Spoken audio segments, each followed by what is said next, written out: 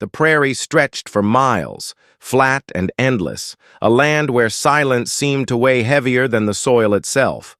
For 7 years, Thomas Hale had lived out here on his ranch, alone but for his cattle and the occasional hawk that circled overhead. Each day was a repetition of the last: mend the fence, water the herd, fix the leaks in the barn roof. His only company was the crackle of the fireplace and the groan of wooden floorboards that had begun to warp with age. Thomas wasn't a cruel man, nor particularly sad, but his neighbors, few and far between, often described him as the kind of man who's forgotten how to smile. Life had carved him into a figure of habit, each wrinkle earned by dust storms, each scar by barbed wire. He kept his distance from people, perhaps too much. The last time he'd had a real conversation that wasn't about cattle prices or weather had been years ago. That night, a storm was brewing. The wind carried a strange moan across the empty fields, rattling the shutters on Thomas's cabin. He sat at the wooden table, sipping bitter coffee gone lukewarm, the lantern casting shadows that stretched across the walls like clawed fingers. Outside, branches scraped the windows. Then he heard it. At first, Thomas thought it was the wind, a strange whistle weaving through the cracks in the wood. But then it came again, sharper, trembling, undeniably human. "Open it! Please! I can't breathe!" The cup slipped from his hand and shattered on the floor. Coffee pooled darkly at his boots. He froze, pulse hammering in his ears. Who could be? Out there, at this hour, in this storm. His ranch lay 20 miles from the nearest town, and no one simply stumbled onto his land, not without a reason. Another cry tore through the night. Louder this time, frantic. "Please, please, open it!" Thomas's throat tightened. He stood, the chair legs scraping harshly against the floorboards. Slowly he reached for the rifle propped by the door. His fingers curled around the stock, but his hand trembled. Half fear, half instinct. He crept toward the door. Each step felt like walking deeper into a dream he wasn't ready for. The cries had grown weaker now, broken by gasps. Whoever was out there sounded like they were suffocating. Thomas pressed his ear against the wood. On the other side was the storm, the restless rattle of leaves, and then, faintly, a ragged breath. He swallowed hard, his mind a storm of its own. Was it a trap? Bandits sometimes preyed on the lonely, luring them with desperate pleas. But something about the voice, raw, fragile, cut past his suspicion. He reached for the lock, but stopped short. His knuckles whitened on the rifle. For a moment, the world seemed to hold its breath with him. Then came the last cry, hoarse and broken. "If you don't—" A cough, harsh and scraping. "I'll die out here."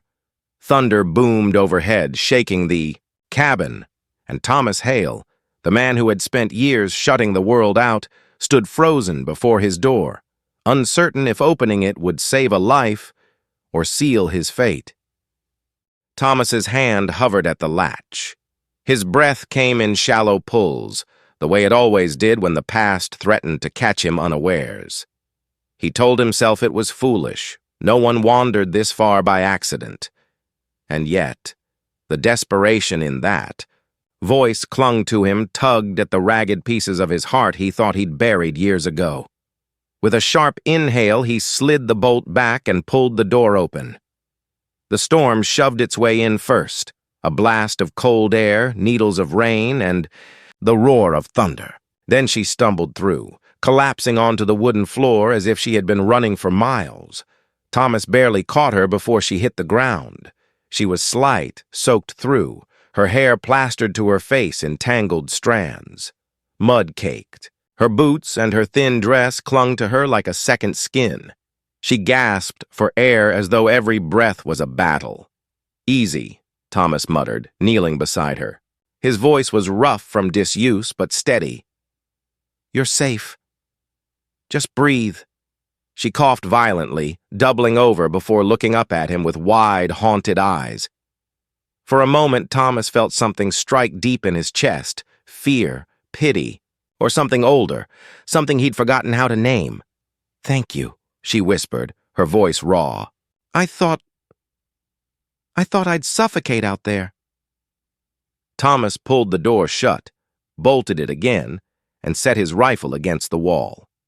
The storm raged outside, but inside there was only the sound of her uneven breathing.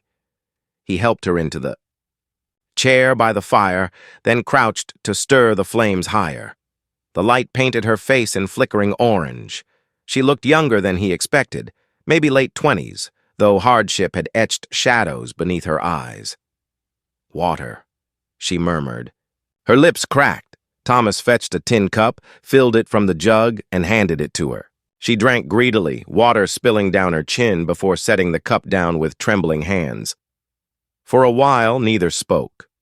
Thomas studied her from the corner of his eye, wary as always.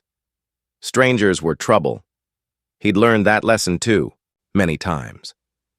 But something in her expression, both fierce and fragile, kept him silent. Finally, she broke the quiet. "You saved me. I can't thank you enough." He shook his head. "Don't thank me yet. I don't know who you are, or what you're running from." Her gaze flicked to the door, then to the dark windows. A shiver ran through her. "They'll come. I don't have much time." Thomas stiffened. "They?" She nodded, clutching, the blanket he'd draped over her shoulders.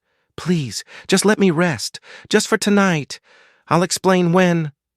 Her voice trailed off, as if the weight of her story pressed too heavily on her chest. Thomas's instincts screamed at him to demand answers. But instead he stood, crossed to the table, and lit another lantern. The storm outside battered the walls, relentless, as though eager to drown out her presence. He poured himself another cup of coffee, sat across from her, and studied her in the wavering light. She refused to meet his eyes, staring instead into the fire as though afraid it might go out. And in that silence, Thomas realized something he hadn't in years. His solitude was no longer his own. Whatever this woman carried with her, fear, danger, secrets, had already entered his home. Outside, through the storm, Thomas thought he heard it. The faint crunch of footsteps in the wet earth. The rancher's jaw tightened. Whoever they weren't far behind. The storm outside eased only slightly, but the air inside Thomas Hale's cabin remained thick with unease. The woman sat by the fire, her damp clothes steaming faintly, the blanket wrapped tight around her shoulders. She hadn't spoken again, since warning him that they were coming. Thomas leaned back in his chair, mug in hand, his eyes never leaving her. "You going to tell me your name?" he asked at last. "Or should I just call you Trouble?" Her lips curved faintly at that, though it was closer to pain than humor. "Eliza," she said, her voice quiet, wary. "Eliza Grant." Thomas nodded, letting the name settle between them. "All right, Eliza. Now tell me, who's after you? And why drag them to my doorstep?" She flinched at his bluntness. "I didn't mean to. I needed somewhere they wouldn't expect. I saw the light from your window and—" She trailed off, her gaze fixed on the fire. "I thought if I didn't find shelter tonight, the storm would finish me before they did." The fire popped, a log collapsing into embers. Thomas's jaw tightened. He wasn't a man fond of strangers, least of all ones who dragged danger in their wake. But there was something in her tone. A quiet desperation, not the sharp edge of a liar. "What kind of men are we talking about?" he pressed. Her hands gripped the blanket until her knuckles whitened. "The kind who don't stop." She swallowed hard. "The kind who know how to make someone disappear." Thomas didn't like the sound of that. He'd seen his share of men like that before, back when he still had reason to go into town, back when debts and grudges often turned into blood on the floorboards. "Listen," he said firmly. I don't know what trouble you're in, but if men are on your heels, you need to be straight with me. My land's wide open. If they're coming, I'll know soon enough." Eliza finally met his eyes. Her gaze was fierce now, though shadows still haunted it. "Do you think I want to be here? To drag you into this?" She shook her head, strands of damp hair clinging to her cheeks. "I didn't have a choice." Before Thomas could reply, a noise broke the tense quiet. Thud. Both of them froze. It came again, heavier this time, against the side of the cabin. Thomas's hand went instinctively to the rifle leaning near the door. He rose slowly, motioning for Eliza to stay put. The lantern light flickered as the wind howled, but that wasn't the sound that made Thomas's skin crawl. He heard it now, slow, deliberate footsteps circling the cabin, crunching in the mud. Eliza's breath caught. "They found me," she whispered. Thomas's heart pounded, but he kept his movement steady. He eased the bolt back on his rifle and glanced toward the window. A shadow moved past, just outside, tall and unmistakably human. He stepped back to Eliza, lowering his voice. "How many?" "3, maybe 4. Her hands shook as she clutched the blanket tighter. "They'll try to force the door." Thomas's jaw hardened. He wasn't the man he once was, but the years hadn't stripped him of his instincts. He set another log on the fire, the crackle masking the sound of him sliding shells into the rifle. Then came the bang, louder, jarring, the unmistakable sound of a fist against the door. "Open up!" a voice drawled from outside, rough and mocking. "We know she's in there." Eliza's face went pale. Thomas positioned himself between her and the door, his rifle steady, his voice low and firm.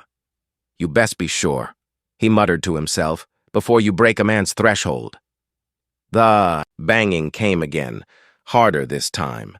The firelight danced wildly across the walls, and Thomas knew the night had only just begun. The door shuddered under another blow, the wood groaning but holding. Thomas steadied his rifle, his eyes sharp, his breathing controlled. Eliza crouched by the hearth, her face pale in the flickering light. "Stay down," he whispered to her. Tsiata. Men outside didn't wait. The voice that had spoken before growled through the storm. "Last chance, Hale. Hand her over and we'll leave your ranch standing. Keep her, and we'll burn it to ash." Thomas's grip tightened. "They know my name," he muttered, more to himself than to her. Eliza flinched. "I didn't tell them." Another bang, this one followed by the splinter of wood. The frame was giving way. Thomas acted fast, yanking a heavy table toward the door, wedging it as a barricade. "Get to the back," he told Eliza, voice like steel. "If they breach, you run out the cellar. There's a tunnel leads to the barn. You'll make for the creek bed and keep low." Her eyes widened. "And you?" Thomas didn't answer. He slid open the narrow window near the door and raised his rifle. The storm lashed at his face, rain stinging his skin, but he spotted movement in the dark. 3 figures, hunched against the wind, one carrying a lantern. He fired. The lantern shattered, plunging them into deeper blackness. A curse rang out, followed by a return shot, gunpowder sparking through the rain. The bullet smashed harmlessly into the cabin wall. The door rattled under another shove. Thomas fired again, the recoil sharp against his shoulder. Another yell, this time of pain. "Eliza!" one of the voices roared. "You can't hide behind him! We'll drag you out ourselves!" Eliza's hands pressed to her ears, her lips moving in a silent prayer. She looked toward Thomas, who stood rooted, unflinching, a figure carved out of the storm. The men regrouped, their boots squelching in the mud. Then came the sound of glass breaking, the window on the far side of the cabin. "They're splitting up," Thomas said grimly. "1 at the window, 2 at the door." Eliza scrambled to her feet. "Let me help." "You'll do as I told you," he snapped, but softer than he intended. Her eyes shone with a fire that surprised him. They won't stop. If they get past you, it's over. I know how they think. I lived under their thumb long enough. Thunder. Cracked overhead, a jagged line of light flashing through the storm. Thomas saw her clearly then, not just the frightened woman who stumbled into his cabin, but someone who had been running for her life, fighting for it long before tonight. He nodded once. All right, you stay low, and when I fire, you cover that window with the poker. Don't let anyone through. The pounding at the door grew frantic. The table legs scraped against the floor as the frame split wider. Muddy boots scuffled outside. The broken window. Thomas steadied his rifle, waiting for the right moment. His heartbeat slowed, every sense focused. He had defended cattle from wolves, his land from rustlers. But this felt different. This wasn't about property or survival. This was about her. The door gave way with a violent crack, wood bursting inward. A man lunged through, pistol raised. Thomas's rifle barked, and the intruder dropped with a heavy thud across the threshold. At the same moment, glass shattered at the far side. Eliza screamed, but it wasn't fear. It was fury.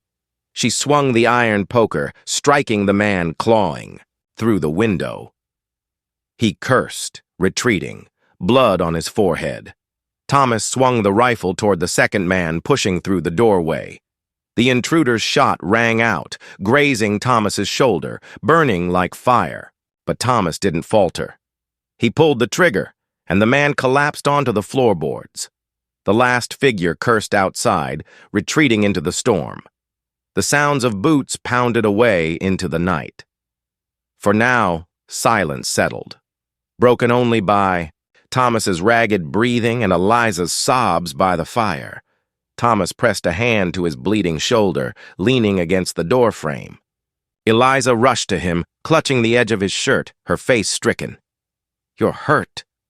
"I've had worse," he grunted, lowering himself into the chair. He met her eyes, the firelight catching the raw truth in them. "Now, Eliza, you tell me why. Why are they willing to die, or kill, to drag you back?" Her lips trembled. She opened her mouth, then closed it, as if the weight of her past threatened to crush her tongue. But finally, she whispered, "Because I ran away from the only man more dangerous than all of them combined." The storm had quieted to a steady drizzle, but inside the cabin the tension only thickened. The bodies at the threshold lay still, their boots caked in mud. The fire hissed as rain leaked through a crack in the roof, spitting against the flames. Thomas pressed a strip of cloth against his bleeding shoulder, watching Eliza as she knelt by the fire. She seemed smaller now, not from fear, but from the weight of what she had finally admitted. He broke the silence. "Start talking. Who's this man you ran from?" Her eyes reflected the firelight, two dark pools rimmed with steel. "His name's Abram Cutter. Rancher, outlaw, and worse. Owns land all the way east, men loyal to him because he buys their loyalty in blood and coin. I was..." She faltered, lips tightening. "I was bound to him. Promised without my say-so.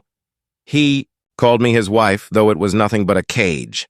Thomas's stomach tightened. He had heard of Cutter. Half whispers in town, stories of a man who played judge, jury, and executioner on his own land. Ruthless. A man no one dared cross. "You escaped," Thomas said flatly. She nodded. "It took me months to plan. They've been hunting me ever since." Her voice cracked. "If they find me, he won't just punish me. He'll punish anyone who tried to help me." Thomas leaned back, eyes narrowing. He had chosen solitude to escape the world's cruelties, but the world had come knocking anyway, and now it wore the face of a woman with eyes like storms and a voice full of broken prayers. "Then tonight wasn't the end," he muttered. "Cutter'll send more." Eliza swallowed. "You should have left me outside. I've ruined your peace." He looked at her sharply, a flicker of something fierce in his eyes. Peace is overrated. The words surprised even him.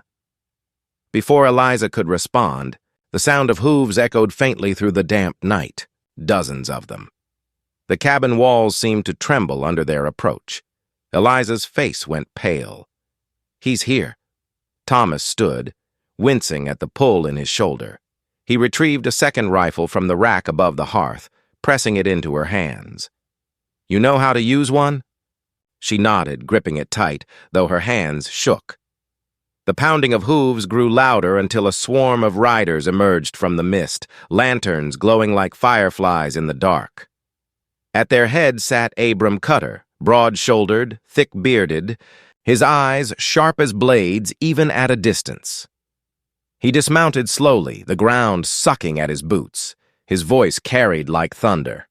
"Thomas Hale, you've got something belongs to me. Hand her over and I'll let you keep your skin." Thomas stepped into the doorway, rifle in hand, blood staining his sleeve. "She don't belong to you, or any man. She stays." A ripple of laughter moved through Cutter's men, but Cutter himself didn't smile. "You think you can stand against me? You, a washed-up rancher clinging to ghosts?" Thomas's voice was steady. "I got nothing left to lose. That makes me dangerous." Cutter's gaze narrowed. He raised a hand, and his men fanned out, rifles glinting. The storm had passed, but the air was thick with the promise of blood. Eliza appeared beside Thomas, rifle raised. Her voice was steady, too. "You'll have to kill us both." For a long moment, silence reigned. Then Cutter spat into the mud. So be it. Gunfire erupted, deafening, tearing through the night. Bullets slammed into the cabin walls, splintering wood. Thomas fired back, dropping one rider, then another. Eliza's shot cracked sharp, forcing the men to scatter, but they were outnumbered. Cutter's men pressed closer, bullets whistling. Past Thomas's ear, he felt one graze his ribs, hot pain flashing through him. "Eliza!" he shouted. "Sell her! Now!" She shook her head fiercely. "Not without you!" Another round blasted the window, glass spraying across the floor. Thomas fired again, his vision narrowing, his muscles burning. He knew they couldn't hold out. Forever. Then Cutter himself strode forward through the hail of bullets, fearless, his revolver aimed straight at Thomas, their eyes locked. Two men cut from different cloths, but both carved by hard years. "You die tonight, Hale," Cutter growled. Thomas's answer was a single pull of the trigger. The shot rang out, striking Cutter in the chest. The outlaw staggered, shock flashing in his eyes before he crumpled into the mud. For a heartbeat, the fight froze. Then, as if the spell had broken, Cutter's men turned and fled, dragging their wounded into the night. The echo of hooves faded, leaving only the hiss of rain and the crackle of the fire inside. Thomas sagged against the doorway, blood dripping from his shoulder and ribs. Eliza dropped the rifle, rushing to catch him. "You're bleeding too much." He managed a faint smile, rare and tired but real. "Told you, I've had worse." His voice grew weaker. "But I reckon I was waiting for something like this." "Someone like you." Tears blurred her eyes. "Don't you dare leave me now. Not after this." He lifted a trembling hand, brushing her cheek. "Eliza, you gave me a reason again. That's more than I deserve."